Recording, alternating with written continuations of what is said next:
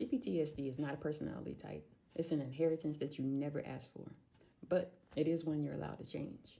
When you look at it through the lens of childhood trauma, a pattern emerges.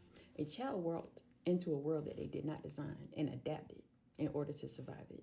Hypervigilance, emotional flashbacks, fawning, shutdown, shame, self-criticism. None of these began as random quirks. They were strategic responses to chronic danger.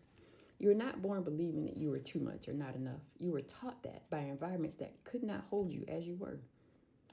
You were not born distrusting your feelings. You learned that when their reality was denied or minimized. And you were not born chasing emotionally unavailable people.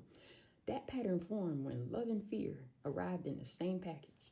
The point of naming PTSD is not to give you a permanent label. It's to give you context and a language so you can stop fighting shadows and start addressing the real injuries. When you can say, of course my body reacted that way. Look at what my body lived through. You introduce compassion into a story that was previously ruled by self-blame. So imagine carrying this understanding forward. You build boundaries, not because you hate people, but because you finally love yourself enough to require safety. You choose relationships where repair is possible, not just rupture. You listen to your body, not as an enemy, but as an informant. You become the adult that you needed.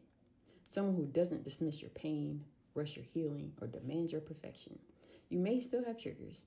You may still have bad days, but now there's a through line. You know why. You know what's yours and what never was. You know that your symptoms are not a moral failing. They are evidence of how hard you fought to stay here.